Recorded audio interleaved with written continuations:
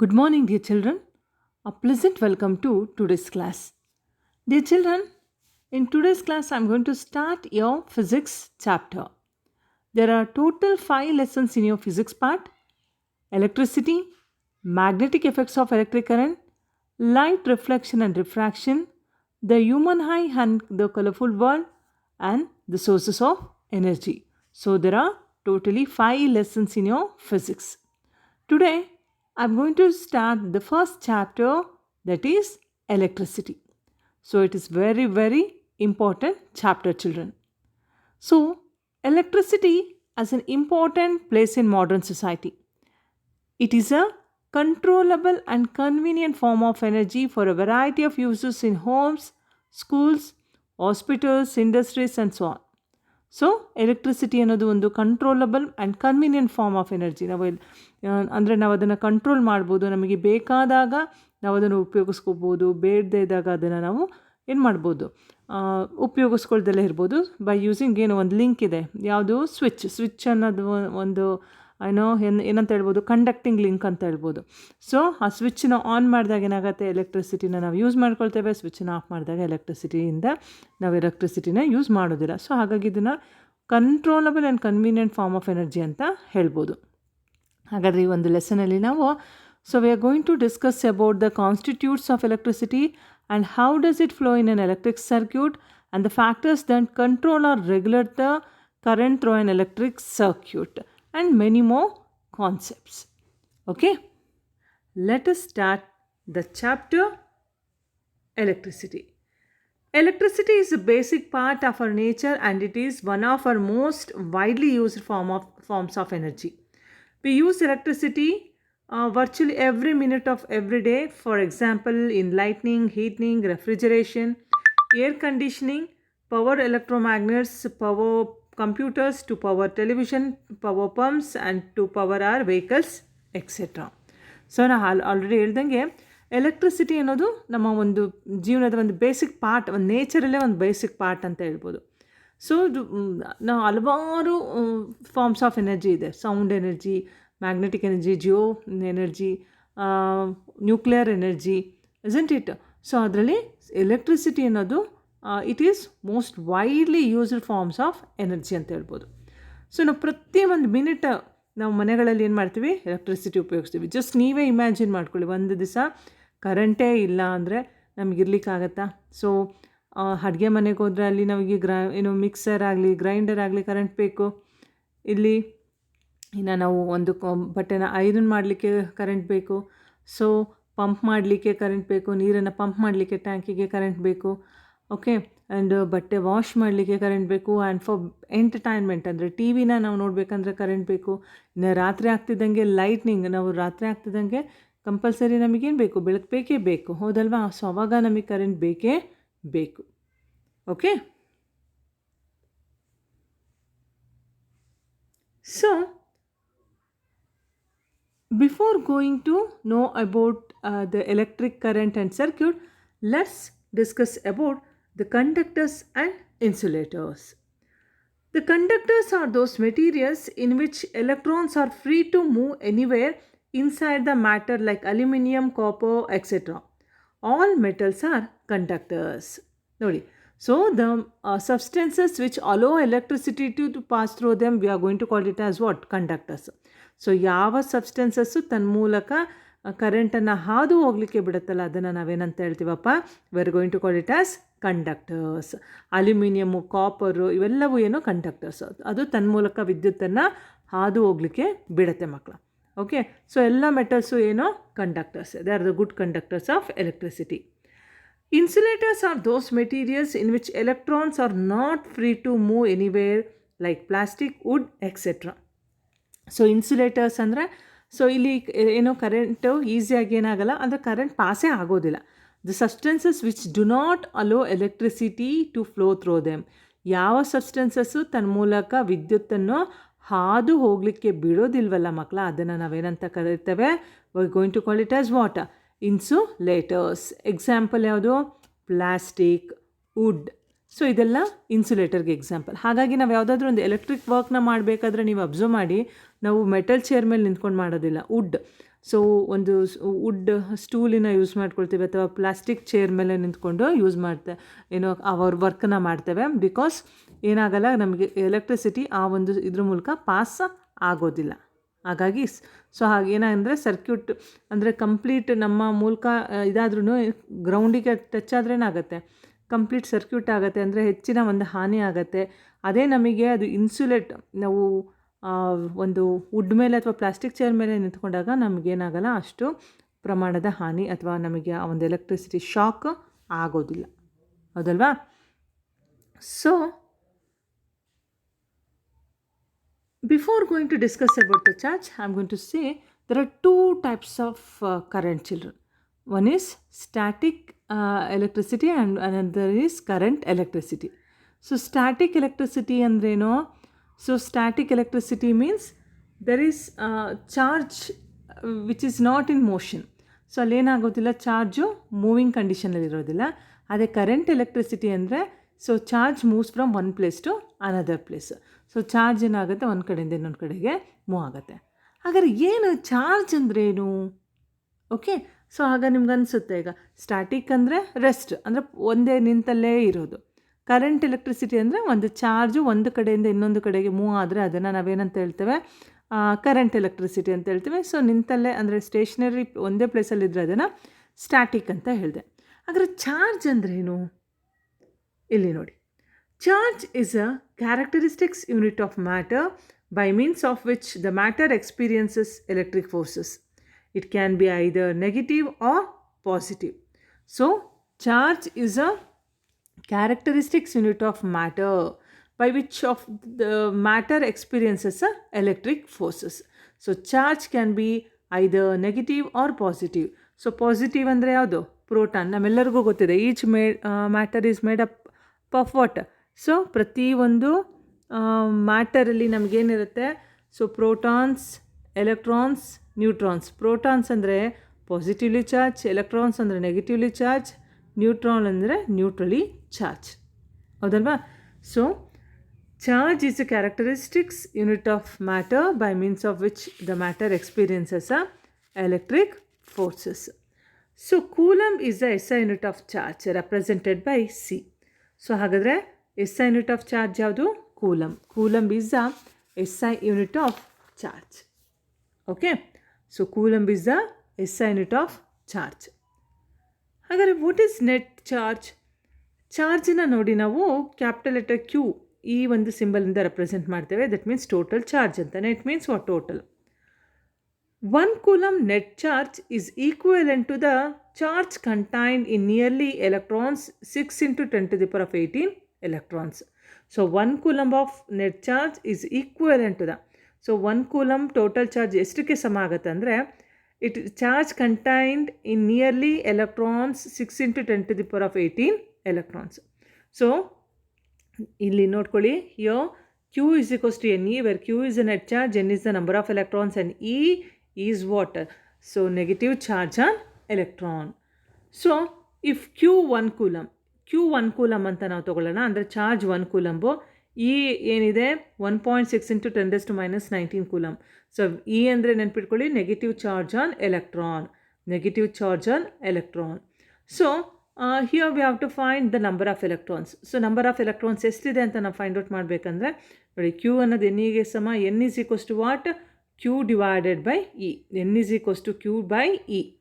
Okay, so Q ಅಂದರೆ ಗೊತ್ತಿದೆ 1 coulomb divided by E ಅಂದರೆ 1.6 into 10 raised to minus 19. So ಈ 1.6ನ ನಾವು ಹೇಗೆ ಬರ್ಕೊಳ್ತೇವೆ ಹೇಳಿ? ಸೊ 1.6ನ 16/10 ಅಂತ ಬರ್ಕೋತೀವಲ್ವಾ? ಸೊ 16/10ನ ನ್ಯೂಮರೇಟ್ರಿಗೆ ತೊಗೊಂಡಿರೋದ್ರೇನಾಗುತ್ತೆ? 10/16 ಆಗುತ್ತೆ. ಸೊ ಈ 10 raised to minus 19ನ ನ್ಯೂಮರೇಟ್ರಿಗೆ ತೊಗೊಂಡೋದ್ರೇನಾಗುತ್ತೆ? ಸೊ 10 raised to plus 19 ಆಗುತ್ತೆ, ಹೌದಲ್ವಾ?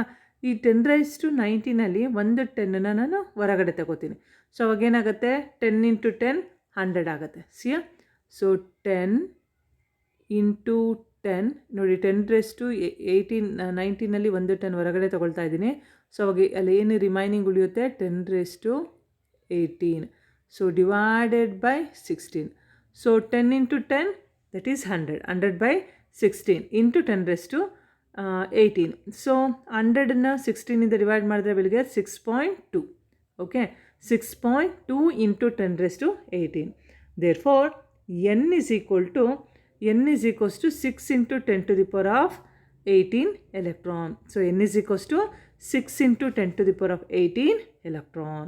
So remember, so n is equals to 6 into 10 to the power of 18 electron.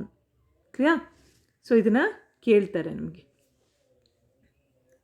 1 ಮಾರ್ಕಲ್ಲಿ ಕೇಳ್ತಾರೆ, ಇದನ್ನು ನೆನ್ಪಿಟ್ಕೊಳ್ಳಿ. If positive charge flows the direction of electric current is same as the direction of flow of charge. ನೋಡಿ, so positive charge flow ಆದರೆ direction of electric current ಕೂಡ same ಇರುತ್ತೆ. ಅಂದರೆ flow of charge ಹೇಗೆ ಹೋಯಿತು ಅದೇ ರೀತಿ ಡೈರೆಕ್ಷನ್ ಆಫ್ ಕರೆಂಟ್ ಇರುತ್ತೆ. If the negative charge flows the direction of electric current is opposite to the direction of flow of charge. ಇಲ್ಲಿ ಅಬ್ಸರ್ವ್ ಮಾಡಿ, ಹಿಯರ್ ಗ್ರೀನ್ ಏನೇನು ರೆಪ್ರೆಸೆಂಟ್ ಮಾಡ್ತಿದೆಯಲ್ಲ ಇಲ್ಲಿ ಆರೋ ಮಾರ್ಕ್, ಇದು is current. So positive charge flow ಆದರೆ current direction ಕೂಡ ಹಾಗೆ ಇದೆ ನೋಡಿ.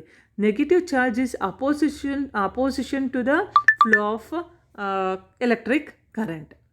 ಸೊ ಈ negative charge it is opposition for the direction of electric current. Okay, so positive charge ಯಾವಾಗಲೂ ಏನಾಗುತ್ತೆ, it flows along the direction of electric current, and negative charge flows the direction of electric current is opposite to the direction of flow of charge. Electric current cannot flow through insulator because in insulator protons and electrons are fixed at their position. So electric current ಇನ್ಸುಲೇಟರಲ್ಲಿ ಏನಾಗೋದಿಲ್ಲ, move ಆಗೋದಿಲ್ಲ. ನಾನು ಆಗಲೇ ಹೇಳಿದೆ insulator ಅಂದ್ರೇನು ಅಂತ.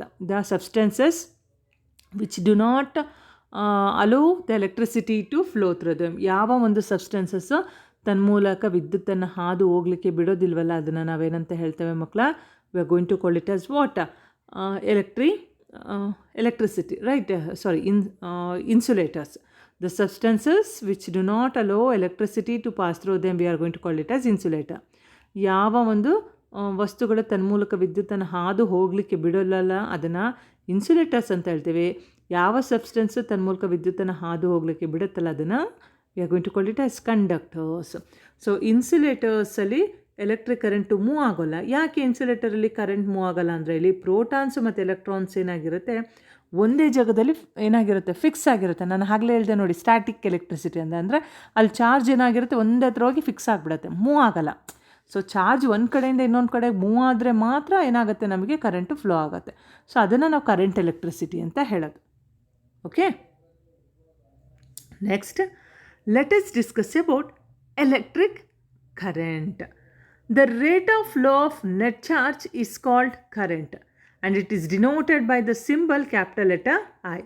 The rate of flow of net charge is called current and it is denoted by the capital letter I, where I is equals to Q by T, where I is equals to Q by T.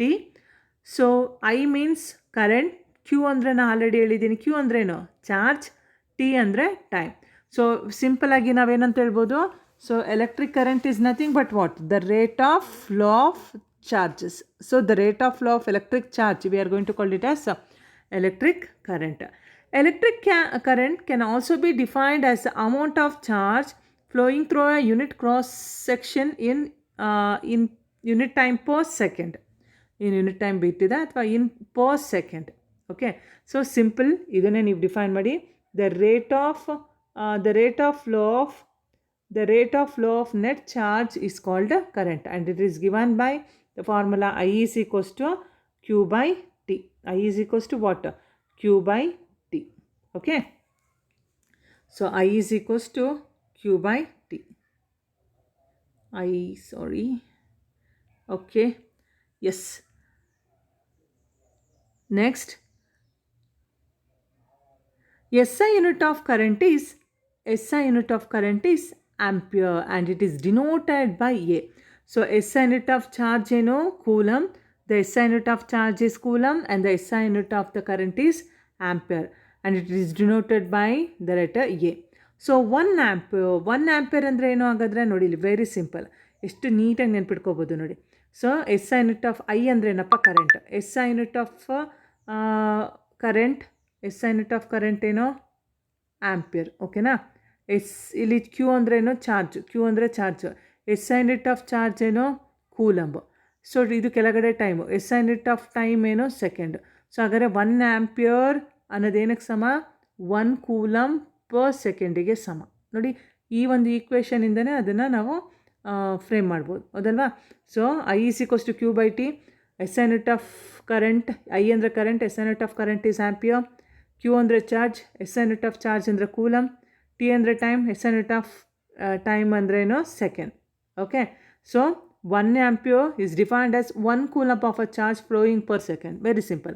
So 1 coulomb of a charge per second, the rate of flow of 1 coulomb of charge per second. So 1 ಸೆಕೆಂಡಿಗೆ ಎಷ್ಟು coulomb of charge flow ಆಗುತ್ತಲ್ಲ ಅದನ್ನು ಏನಂತ ಹೇಳ್ತೇವೆ, 1 ampere ಅಂತ ಹೇಳ್ತೇವೆ.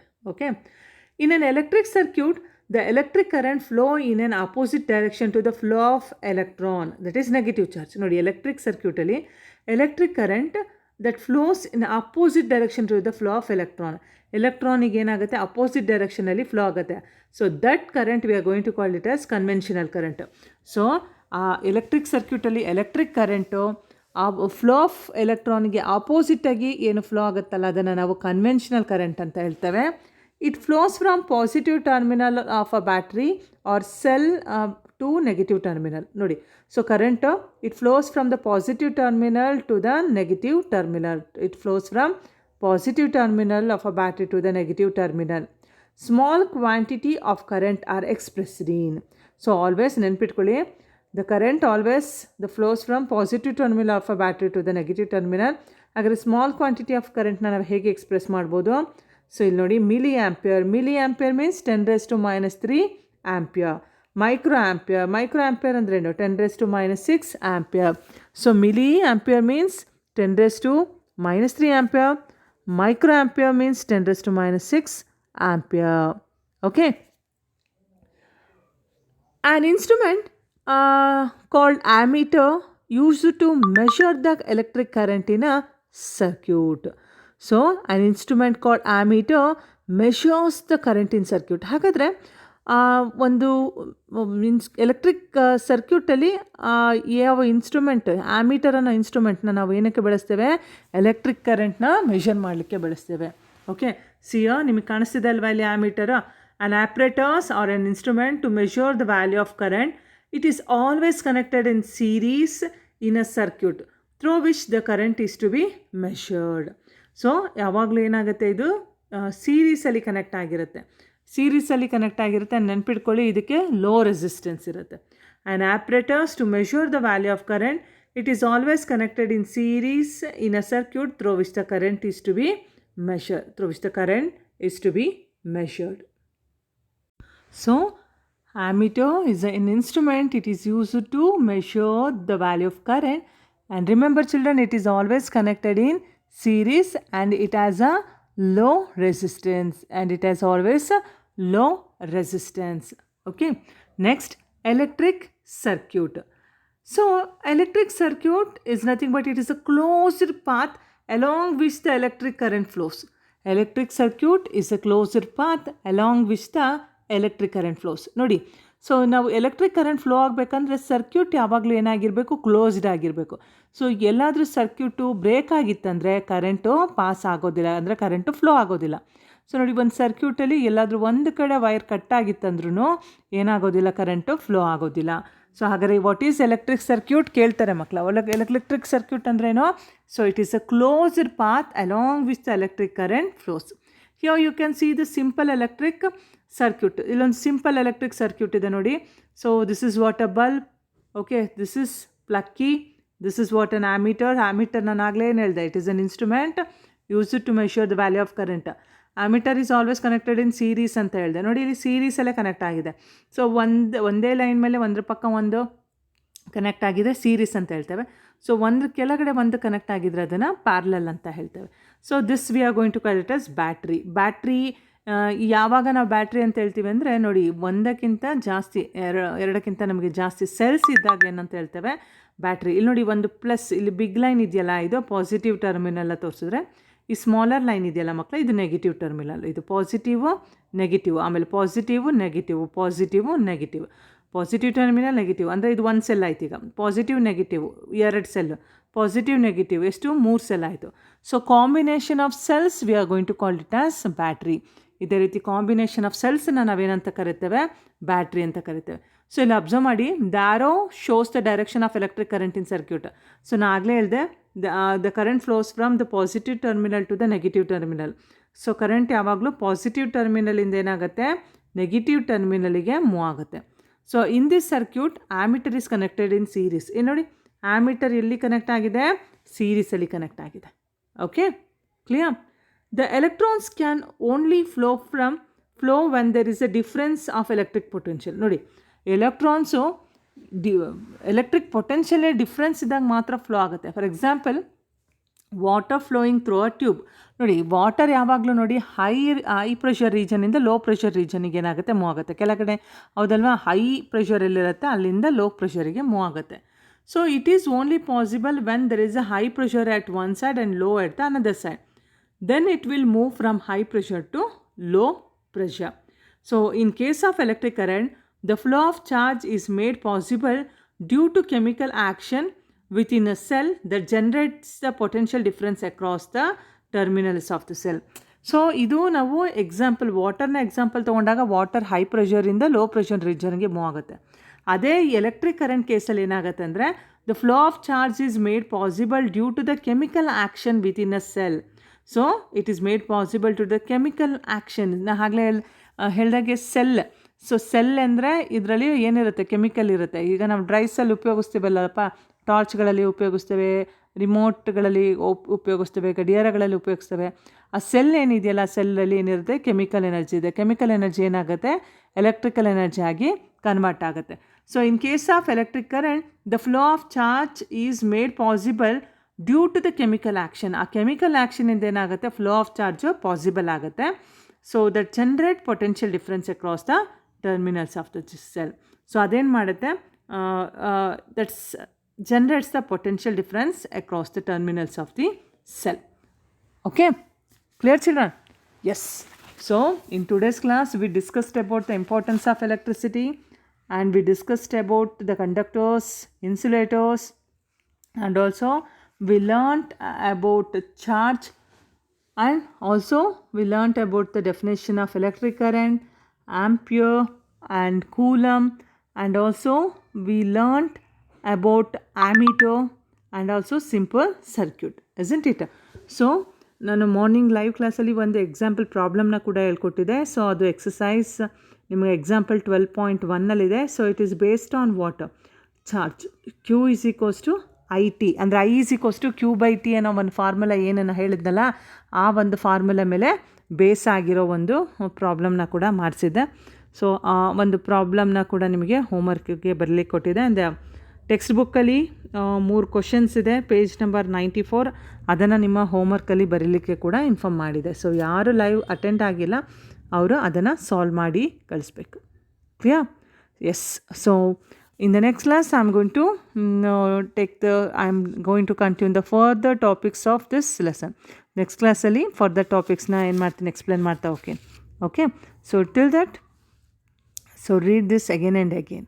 Okay, text ಬುಕ್ನ ತುಂಬ ಸರಿ ಓದ್ತಾ ಹೋಗಿ. ಟೆಕ್ಸ್ಟ್ ಬುಕ್ ಇದ್ದವರು ಇಲ್ಲಾಂದರೆ PDF ಅಲ್ಲಿ ಡೌನ್ಲೋಡ್ ಮಾಡ್ಕೊಳ್ಳಿ.